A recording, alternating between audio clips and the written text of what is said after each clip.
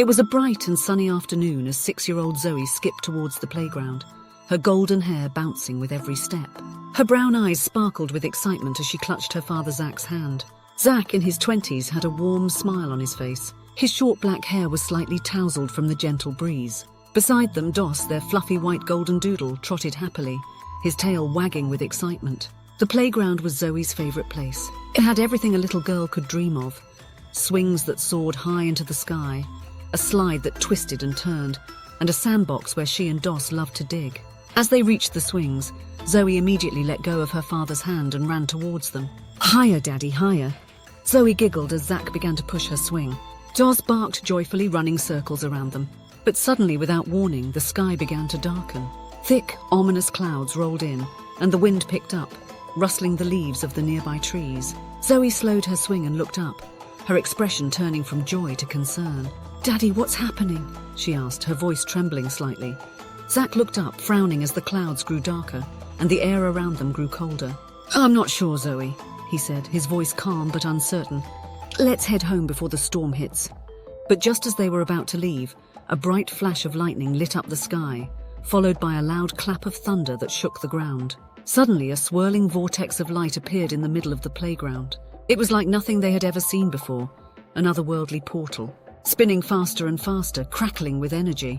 The wind howled as the vortex pulled in everything around it, from leaves to loose playground toys. Zoe's eyes widened in awe and fear as she watched the vortex. Then, out of the spinning light, 3 figures emerged. First was a boy, then a girl, and finally a tall figure with what looked like a scarecrow for a head. The boy and girl had pale greenish skin, and their clothes were tattered, but they didn't look menacing, just lost and confused. The scarecrow figure had pink straw for hair and wore a patchwork coat. Beside them, a small zombie dog with a missing ear and a wagging tail appeared, looking around curiously. Zoe, Zach and Dos stood frozen in shock. The zombies looked strange, even a little scary, but there was something about them that didn't feel threatening. The little zombie girl was the first to smile, a crooked, shy smile that made her look almost friendly. The zombie boy stepped forward. "I'm Zane," he said in a soft, raspy voice. "This is my sister Zara, our dad, Mr. Scarecrow, and our dog Zippy. Yes, we were just minding our own business when this vortex appeared and pulled us here. We mean no harm. We just want to find our way back." Zoe's fear melted away completely. "Do you want to play with us while you're here? This is my dad, Zach, and my dog Dos." Zane and Zara exchanged a look and then smiled. "We'd love to," Zara said. Zoe and Zara swung on the swings, giggling as they tried to see who could go higher. Even Mr. Scarecrow joined in, his long limbs making him surprisingly good at playing tag.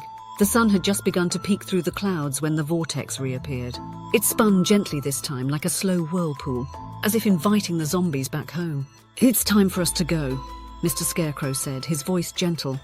"Thank you for being so kind to us." Zoe hugged Zara tightly. "Will we ever see you again?" Zane smiled. "Maybe, but even if we don't, we'll always be friends." With that, the zombies stepped back into the vortex, waving goodbye as they disappeared into the light. The sky cleared, and the sun shone brightly once more, as if the storm had never happened.